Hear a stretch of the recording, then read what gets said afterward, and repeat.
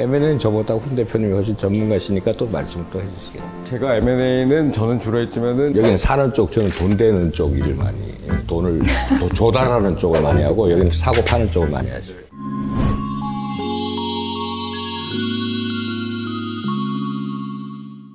그래서 M&A라는 거는 어떤 회사와 다른 회사가 회사를 합치거나 실질적으로 뭉치거나 그런 모든 행위들을 일컬어가지고 M&A라고 합니다. 근데 이제 폭탄주 합병이라고 하시더라고요.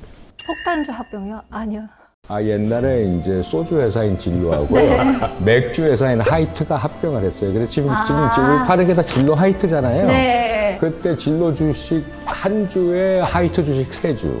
폭탄주 비율대로 소주 하나에 맥주 셋이 들어갔죠. 그래서 폭탄주 합병이 된 거예요. 막 그런 식으로 이제 비공식 용어도 있는데 네. M&A 어렵게 생각하실 필요 없습니다.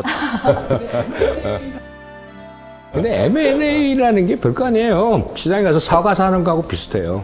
사과 사실 때 처음에는 어느 시장에 가서 싸게 사나 어디에 좋은 거 파나 보죠. 근데 네. 좋은 사과 있으면 가서 보는데 그냥 사나요? 들어서 벌레 먹었나 안 먹었나 보잖아요. 근데 한 박스가 있는 건 다 못 봐 어차피. 근데 대표적으로 이렇게 봐서 골라서 실사를 하는 거죠. 그런 다음에 얼마입니까? 흥정을 해. 아까 보니까 그 썩은 거 한두 개 보이던데, 이거 5,000원 깎아줄게. 그러면 살게요. 그렇게 사는데, 집에 배달해 주는 조건, 들고 가는 조건, 수표로 주자, 카드로 하냐, 현찰로 하냐, 그리고 그 과정이 그대로 녹아 있는 게 M&A고, M&A는 저보다 훈 대표님이 훨씬 전문가시니까 또 말씀 또 해주시겠네요. 제가 M&A는 저는 주로 했지만은 우리 추 대표님도 M&A도 하시면서 다양한 분야에서 경험이 많으신데 여기는 사는 쪽, 저는 돈 되는 쪽 일을 많이, 돈을 조달하는 쪽을 많이 하고, 여기는 사고 파는 쪽을 많이 하죠. 그렇기 때문에 아주 쉽게 본질을 갖다가 말씀해 주신 것 같고요. H&M 같은 큰 기업들의 매각 과정에 대해서 좀 설명을 드릴게요. 어떤 회사가 발행한 주식을 많이 취득해서 그 회사의 경영권을 갖다 취득하는 과정이고요. 그 과정에서 그 회사의 가치뿐만 아니라 경영권 프리미엄이라는 그런 부분이 매매 대금에 포함돼서 소액주주들이 파는 주식보다는 훨씬 더 가치가 더 인정이 되고요. 산업은행하고 매도인 측에서 기본적으로 매각을 하고자 한다. 그러면은 자기 내부 절차를 거쳐서 매각 공고를 냅니다. 나름대로 자격 조건이라든지 이런 부분을 쭉 하면은 관심 있는 데서 인수의향서, 네. 레터 오브 인턴트라고도 하고요. 나 여기 관심 있다 하는 인수의향서를 접수하고 우리는 어떤 데다 하는 소개서와 함께 비밀유지 계약서를 씁니다. 왜냐면은 그냥 살 수 없는 거잖아요. 아까 네. 추원식 대표님 말씀해주셨듯이 사과 박스를 모든 걸 다 안에 들어있는 걸 볼 수 없지만 몇 개는 봐야 되잖아요. 이 정도의 네. 좋은 사과인지 아니면 중급의 사과인지 봐야 되니까요. 혹시 하자는 없는지.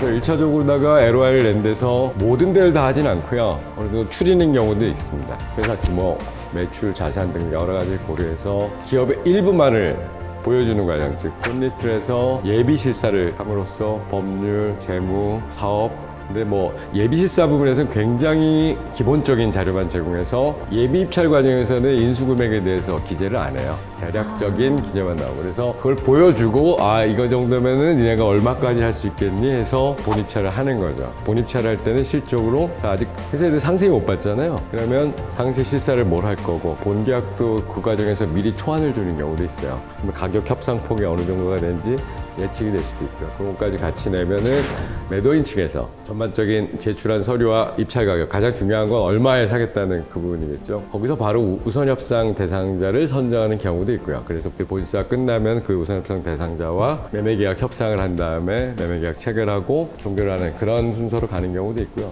아니면은 우선 협상 대상자라고 했는데 매도인 측에서 좀 파악한 게 부족하거나 아니면 우선 협상 대상자로 선정된 회사가 안 좋은 사정을 해서 중간에 낙마할 수도 있지 않습니까? 네. 그거에 대비해서 타 우선 협상 대상자 그런 식으로 돼서 비딩을 계속 레이싱을 갖다 하는 경우도 있고요. 기본적으로 그런 과정을 거쳐서 그 과정에서 또 기업 결합 심사, 머저 파일링이라고 하는데요. 단순히 우리나라 공정거래위원회뿐만 아니라 EU, 일본, 중국, 미국 등 기업 결합 심사 과정이 있고요. 아마 이번 H&M 딜도 예를 들어서 LX 그룹 측에 그 해외 매출이 있으면 어느 정도 이상 요건이 되면 일단 이 기업 결합 자체, LX 그룹이 H&M에 인수했을 때 과연 이 시장에서의 경쟁 제한성, 가격을 마음대로 올린다거나 해운 물량을 갖다가 다 LX 것만 먼저 하고 딴 데는 또 비싼 가격을 주고 또 다른 데 찾거나 그런 부분에 경쟁을 저해할 우려가 있는지를 갖다가 우리나라 공정거래위원회뿐만 아니라 일본 경쟁당국, 그다음에 중국, 그다음에 EU 또 뭐 아프리카, 예전에 저는 남아프리카 공화국도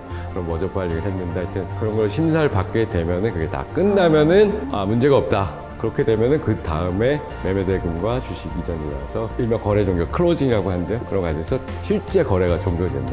기업 M&A에 대해서 진행 방식이 어떻게 될까 궁금했는데 오늘 김학훈 변호사님 이야기를 들으니까 아주 쉽게 이해가 되는 것 같습니다. 조금 더 말씀드리면 지금 뭐 대한항공이 아시아나 항공 하는 게 이미 다 되셨다고 생각하시는 분들인데 아직 안 됐어요. 네, 맞아요. 이게 시작이에요, 이게 시작. 지금 특히 화물운송 부분 관련해서 두 회사가 합병을 하게 되는 순간 한 회사가 되면은 화물운송에 가서 가격 결정권이 화물운송 부분을 갖다 너무 과점이 되고 독점이 될 수 있으니까 이 부분에 대한 대처에서 아직까지도 거기서 승인이 안 났고요. 그래서 아직 종결이 안 돼 있고 실적으로 통합이 안 돼 있는 상황입니다. 계약만 체결돼 있고 종결이 안 돼요. 그래서 해외 기업 결합 심사 부분이 여러 가지 큰 기업들, 특히 글로벌 매출이 있고 자산이 있는 이런 큰 대기업들의 M&A에서는 상당히 중요한 변수가 될 수도 있습니다.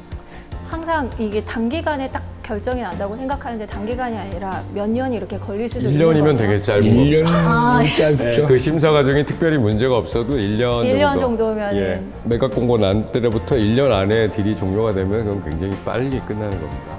예, 그 그렇군요. 과정을 생각하시면 돼요. 네, 근데 말씀해 주신 대로 각 회사가 이제 인수를 해서 시너지를 얻으면은 좋지만 반대로 또 내실이 약화될 수도 있잖아요. 왜냐하면 지금 매각 금액도 엄청나게 크기 때문에. 근데 그렇다면 이렇게 기업 M&A를 진행할 때 주의해야 할 사항들이 있을까요? 대형 M&A에서 많이 나타나는 승자의 저주죠. 야, 높은 가격을 써냈다가 결국 M&A에 들어가는 그 어떤 이익을 얻지 못하고 그걸로 인해서 손해를 입는 경우인데 전문적으로 저희가 주가를 보는 사람들은 아니지만 HMM의 주가가 2016년도부터 2019년도까지는 13,000원, 4,000원 이 선을 3년 동안 유지를 했어요. 아주 바닥을 유지를 했는데 이제 코로나라는 천재 일호의 기회가 왔죠. 다들 집안에서 물건을 배달시켜 먹으니까 국제 물동량이 많이 늘어났죠. 네. 현대상선한테는 기회가 있죠. 그래서 그 2년 동안 바짝 올렸어요. 만 얼마 하던 엄청 올랐죠. 그러니까 이게 뭐 몇 배나 오른 거지 않습니까? 근데 그 상태에서 지금 이게 빠지고 다시 오늘, 지금 저희가 찍고 있는 오늘의 주가는 또 13,000원대로 빠졌어요. 이게 팔고자 하는 분들의 니즈는 좋았을 때의 가격을 시가를 기준으로 해서 보고 싶어 하실 것이고 사는 사람은 야 계속 빠지고 있는데 이거를 옛날 시가는 뭐 주지 않겠느냐 이런 점이 있는데 M&A라는 게 특히 상장되어 있는 주식을 살 적에는 시가를 기준으로 움직이기 때문에 실질 가치라든지 자산 가치라든지 이런 것보다 시가 부분에 대한 제약이 어느 정도 있습니다. 그런 점들이 어떻게 보면 딜에서 딜 브레이크, 딜을 깨버리는 그런 요소로 작용하는 경우들이 많겠죠.